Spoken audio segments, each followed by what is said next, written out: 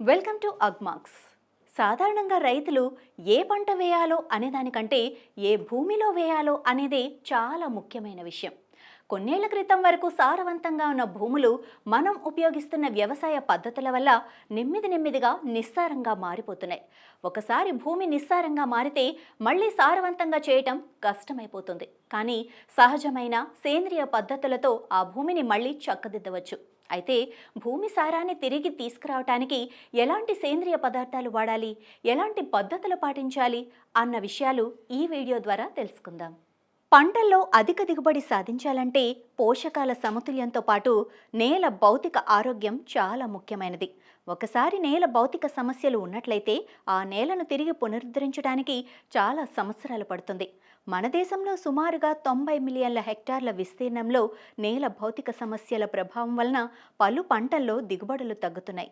ప్రధానంగా తక్కువ లోతుగల నేలలు 26.4 మిల్లీ హెక్టార్ల విస్తీర్ణంలోనూ, నేల గట్టిపడే సమస్య గల నేలలు 21.57 మిల్లీ హెక్టార్ల విస్తీర్ణంలో, నీరు ఎక్కువగా ఇంకే నేలలు 13.75 మిల్లీ హెక్టార్ల విస్తీర్ణంలోనూ, అడుగున గట్టిపరంగా పొరలు గల నేలలు 11.31 మిల్లీ హెక్టార్ల విస్తీర్ణంలోనూ, పైపొర పెరుకు కట్టడం 10.25 మిల్లీ హెక్టార్ల విస్తీర్ణంలో మరియు నీరు నిల్వ సమస్యలు నేలలు 6.24 విస్తీర్ణంలో ఉన్నాయి. భూమి భౌతిక లక్షణాలు కొన్నిసార్లు సహజంగా మారినా ఎక్కువగా మన వ్యవసాయ పద్ధతుల వల్లే నిస్సారత ఏర్పడుతుంది. ఉదాహరణకు నీటి కోత వల్ల మట్టిలోని సారవంతమైన పైపొర కొట్టుకుపోతుంది. దాంతోపాటు సంవత్సరాల తరబడి ఒకే రకం పంట వేయటం, సేంద్రియ ఎరువులు వాడకపోవటం, పోషకాలు సమతుల్యతగా ఇవ్వకపోవటం వల్ల మట్టిలో పోషకాలు తగ్గిపోతాయి. దీనితో పాటు పొలాలను సురక్షితంగా నిర్వహించలేకపోతే వానలు, గాలులు మట్టిని తీసుకెళ్లి ఇంకా నిస్సారంగా చేస్తాయి. ఇలా మట్టిలోని గుణాలు తగ్గిపోతే భూమి నిస్సార భూమిగా మారిపోతుంది. అందుకే భూమి నిస్సారతకు దారితీసే కారణాలను తెలుసుకొని అలాంటి భూములకు సరైన నిర్వహణ పద్ధతులు పాటించడం చాలా ముఖ్యం. మొదటిగా నేల పైపొర పెంకు కట్టడం మరియు గట్టిపడే స్వభావం గల చెల్కా భూములు. వర్షాధారంగా సాగు చేసి ఎర్ర నేలల్లో పైపొర పెంకు కట్టడం ద్వారా గట్టిగా మారిపోవటం వంటి సమస్యలు ఎక్కువగా కనిపిస్తాయి. దీనికి ముఖ్యమైన కారణాలు మట్టిలో ఉప్పు మరియు ఇసుక సమానంగా ఉండటం, సేంద్రియ కార్బన్ తక్కువగా ఉండటం, అలాగే ఐరన్, అల్యూమినియం పుష్కలంగా ఉండటం, విత్తిన 2 రోజుల్లో వాన పడిపోయి ఆగిపోతే మట్టిపైన పెంకు ఏర్పడి మొలక బయట పడకుండా చేస్తుంది. ఫలితంగా సజ్జ, పత్తి, వేరుశెనగ, ఆముదం, కంది వంటి వర్షాధార పంటల్లో మొలకల శాతం తగ్గిపోతుంది. వచ్చిన మొలకలు కూడా పెంకు వల్ల దెబ్బతింటాయి. దాంతో పొలంలో సరైన మొక్కల సాంద్రత ఉండదు. దీనివల్ల దిగుబడి తగ్గిపోతుంది. ఇలా గట్టిపడిన నేలల్లో మొక్కల వేర్లు లోతుగా వెళ్ళలేవు. అందువల్ల వాటికి తగిన నీరు, గాలి, పోషకాలు అందవు. అంతేకాకుండా ఈ భూముల్లో నీరు ప్రవాహం వేగం ఎక్కువగా ఉంటుంది. దీంతో నీటి వాడకం, పోషకాల వాడకం తక్కువగా ఉండి పంటలకు నష్టం జరుగుతుంది. ఇటువంటి సమస్య ఉన్న భూముల్లో ప్రతి సంవత్సరం పశువుల ఎరువు ఎకరాకు 4 టన్నుల చొప్పున విత్తే ముందు వేసుకోవాలి. నేలలను పంట అవశేషాలతో మల్చింగ్ పద్ధతిలో కప్పి ఉంచాలి. అంతేకాకుండా విత్తనం విత్తిన సాళ్ల వెంబడి పశువుల ఎరువును వేయటం ద్వారా ఈ నేలల్లో మొలక శాతాన్ని పెంచవచ్చు. నేల పెంకు ఏర్పడిన వెంటనే గుంటక తోలటం ద్వారా మొలక శాతాన్ని పెంచవచ్చు. ఇక రెండోది లోతు తక్కువ గల నేలలు. ఈ నేలల్లో లోతు తక్కువగా ఉండటం అంటే 30 సెంటీమీటర్ల కన్నా తక్కువ ఉంటే నీరు మరియు భూసారం పరిమితంగా ఉండటంతో వేరు పెరుగుదల తగ్గి పంట దిగుబడి తగ్గిపోతుంది.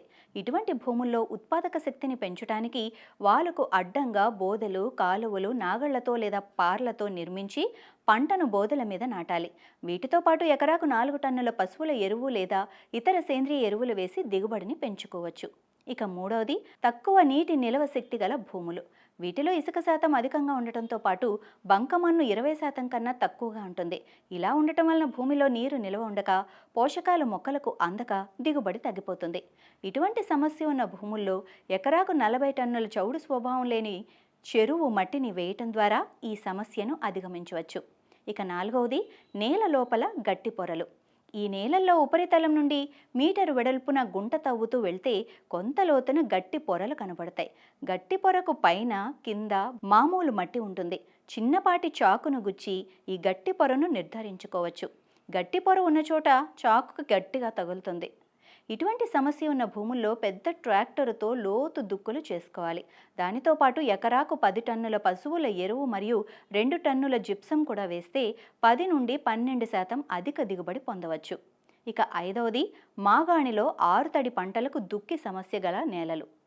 మాగాణిలో వరి తర్వాత ఆరుతడి పంటలకు అనువైన మంచి దుక్కి చేయటం ఒక ప్రధాన సమస్య. వరి తర్వాత ఆరుతడి పంటలు వేయటానికి భూమిని దున్నగాని పెళ్లలు పెద్దవిగా లేస్తాయి. అందువలన వేసిన పంట సరిగ్గా మొలకెత్తదు. ఇటువంటి సమస్య ఉన్న భూముల్లో మొదట మామూలుగా నాగళ్లతో దున్నిన తర్వాత ట్రాక్టర్తో నడిచే రోటివేటర్ లేదా పళ్ల దంతంతో దున్నితే పెద్ద పెళ్లలు పగిలి అనువైన దుక్కి వస్తుంది. ఇక ఆరోది, తీవ్ర వాలుగల నేలలు. ఈ భూముల్లో నేల కోత అధికంగా ఉండటమే కాకుండా భూసారం తగ్గటంతో పాటు నేల నీటి నిలువ శక్తి తగ్గి చిట్ట పరిస్థితులు వేగంగా వచ్చి పంట దిగుబడి తగ్గిపోతుంది. ఇటువంటి సమస్యకు 3 నుండి 4% వరకు వాలు ఉన్న నేలల్లో వాలుకు అడ్డంగా కౌంటర్ సేద్యం చేయటం ద్వారా ఈ నేలల ఉత్పాదకతను గణనీయంగా పెంచవచ్చు. కౌంటర్ సేద్యానికి వీలు కలిగించేందుకు వాలుకు అడ్డంగా 50 నుండి 100 అడుగుల దూరంలో కాంటూర్ కీ లైన్లను ఏర్పాటు చేయాలి. దీనికోసం చిన్న గట్టును ఏర్పాటు చేసుకోవాలి.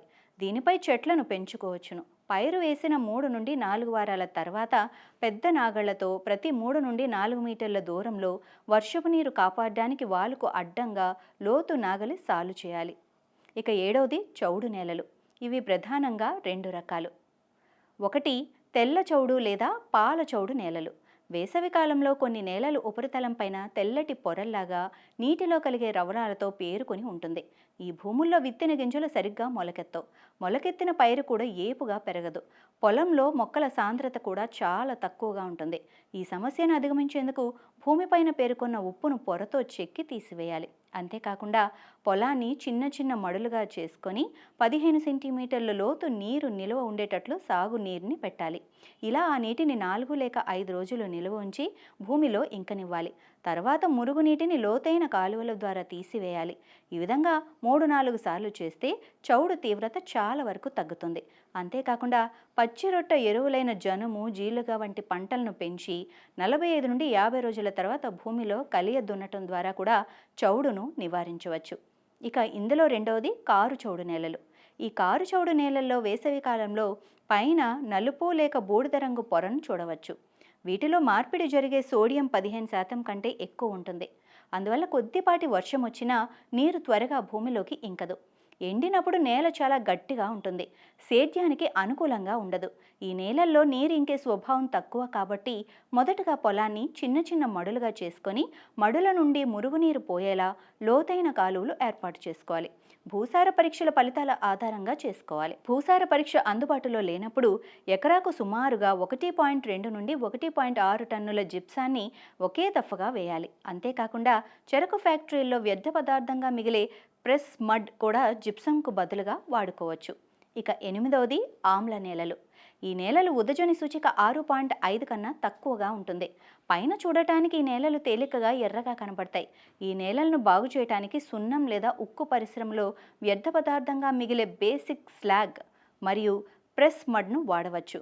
భూసార పరీక్ష అందుబాటులో లేనప్పుడు ఎకరాకు 2 నుండి 3 క్వింటాళ్ల పొడి చేసిన సున్నాన్ని సాళ్లలో వేస్తే సరిపోతుంది. ఇక తొమ్మిదవది, అధిక సున్నం గల నేలలు. ఈ నేలలను గుర్తించటం చాలా తేలిక.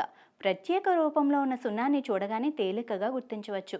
ఈ నేలల్లో భాస్వరం ఎరువు వినియోగ సామర్థ్యం అతి తక్కువగా ఉండటమే కాకుండా సూక్ష్మ పోషక పదార్థాలైన జింకు, ఇనుము, మాంగనీస్, రాగితో పాటు సర్వసామాన్యంగా కనిపిస్తాయి.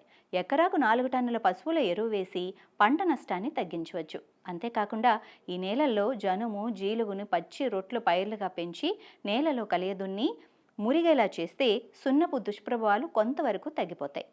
ఈ విధంగా భూమి సారాన్ని కాపాడుకోవటం అన్నది రైతుల చేతుల్లోనే ఉంటుంది. మట్టిలో గల భౌతిక సమస్యలను సకాలంలో గుర్తించి తగిన సేంద్రియ పదార్థాలు, పద్ధతులు వాడితే భూమిని మళ్ళీ సారవంతంగా మార్చుకోవచ్చు.